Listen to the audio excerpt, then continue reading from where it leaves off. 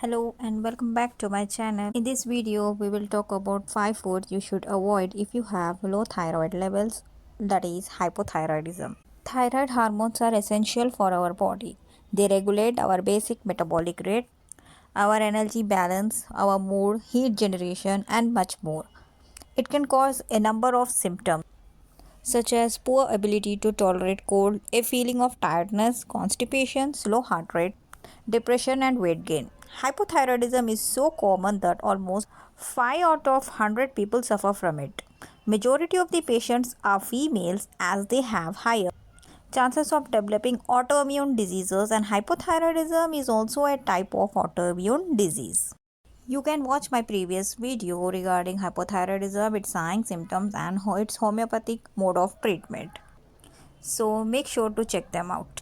Hypothyroidism can be a tricky condition to manage, and what you eat can interfere with your treatment. Some nutrients heavily influence the function of thyroid gland, and these foods are known as goitrogenic foods. Goitrogens are compounds that interfere with the normal functioning of the thyroid gland. The term goitrogenic means something that causes goiter or swelling of the thyroid gland. Goitrogens accomplish this by interfering with iodine uptake in the thyroid gland. When not enough iodine is available, the thyroid cannot produce sufficient levels of thyroid hormones T4 and T3. Hi, I am Dr. Sana, homeopathic physician, and now let's discuss these 5 foods that every person with hypothyroidism should avoid. As you are aware of soya bean, it is a good source of protein and it is used to make many products like soya milk, soya bean oil, tofu, etc. Although it is very good food to include in your diet, but the same cannot be said for people with hyperthyroidism. Few studies have suggested that certain chemical components of soya may be linked to thyroid disorders, especially goiter and low thyroid. So, people with hypothyroidism, it's best to stay away from soya containing products, as several studies have indicated that certain chemicals present in the soya can lead to severe hypothyroidism. So, the next is cruciferous vegetables such as broccoli and cabbage are full of fiber and other nutrients, but they may interfere with the production of thyroid hormone if you have an iodine deficiency. So it's a good idea to limit your intake of sprouts, cabbage, cauliflower, turnip, because research suggests eating these vegetables may block the thyroid's ability to utilize iodine, which is essential for normal thyroid function. So those with hypothyroidism may want to consider minimizing their intake of gluten, a protein found in foods processed from wheat, barley, rye, and other grains.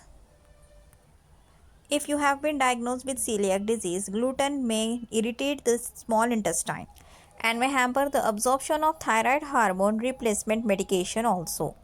If you choose to eat gluten, be sure to choose whole grain varieties of bread, pasta, and rice, which are high in fiber and other nutrients and can help bowel regularity, which is a common symptom of hypothyroidism, that is bowel irregularity. Fruits that have been identified as goitrogenic include almonds, apricots, cherries, peaches, pears, plums, raspberries, and strawberries. So it's a good idea to avoid these fruits if you have hypothyroidism. Next is onions. Onions contain goitrogenic enzymes and it do affect with the metabolism of thyroid hormones. So overall you have to take very less intake of onions if you have hypothyroidism. Pregnant and nursing women should also be careful about goitrogenic foods. They are caregivers of very young children whose brains are still developing. And thyroid hormones are vital for developing child inside the womb as it is needed for development of the brain. So pregnant females should avoid these foods at any cost when they have been diagnosed as hypothyroid. To know more about this topic, watch my previous video regarding hypothyroidism and a homeopathic mode of treatment. You can also consider subscribing to my channel as I am going to discuss many such topics. If you found this video helpful, you can support me by like, share and subscribe my channel. Thank you so much for watching. See you in the next video.